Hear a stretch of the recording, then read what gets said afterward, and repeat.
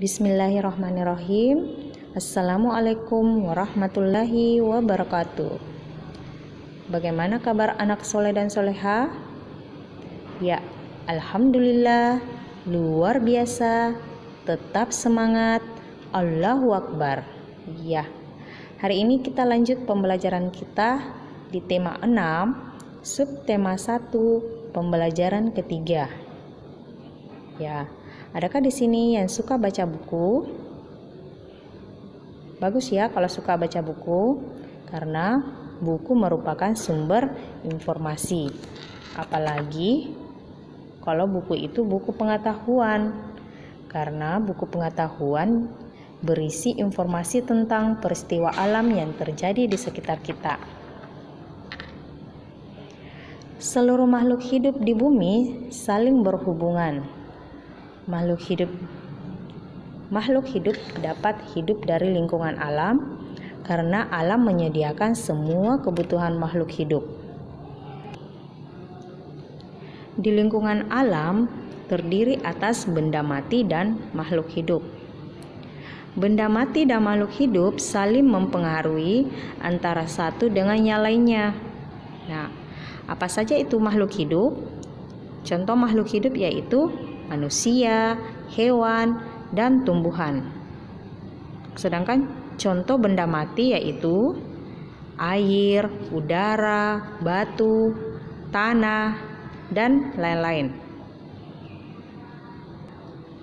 Nah, sekarang contoh salah satu bentuk hubungan antara benda mati dan makhluk hidup yaitu jenis tanah, suhu, dan curah hujan di suatu tempat dapat mempengaruhi jenis tanaman yang tumbuh dan hewan yang berkembang di daerah tersebut.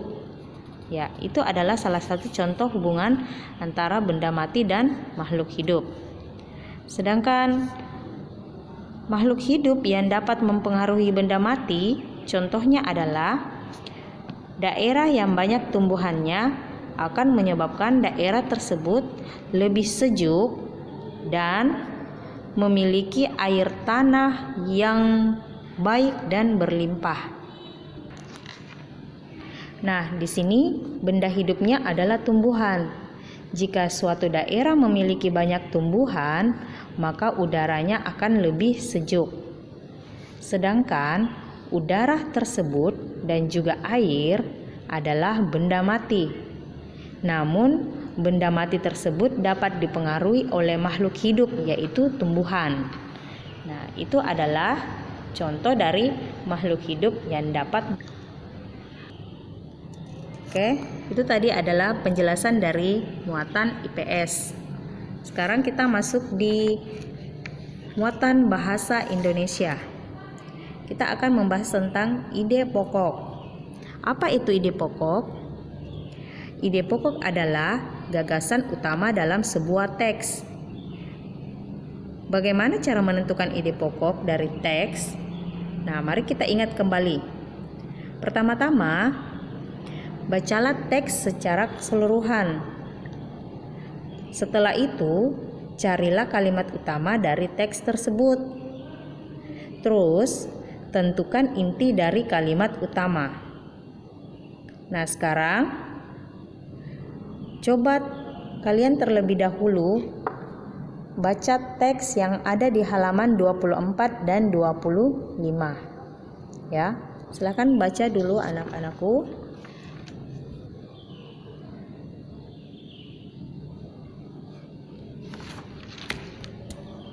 Oke. Nah, sekarang kita masuk dulu di paragraf pertama dari teks dari manusia dengan lingkungan alam. Di paragraf pertama, ide pokoknya ada di awal kalimat ya. Terus lihat paragraf kedua. Kalimat utamanya juga berada di awal kalimat. Kalimat utamanya yaitu hubungan antara benda mati dan makhluk hidup. Hubungan antara benda mati dan makhluk hidup itu kalimat utama yang ada di paragraf kedua. Ya. Nah, sekarang di paragraf ketiga, karena di sini ada 5 paragraf, jadi paragraf ketiga mulai dari kata makhluk hidup sampai yang ada di halaman 25, paragraf 4 dan paragraf kelima. Coba anandaku semua cari kalimat utamanya.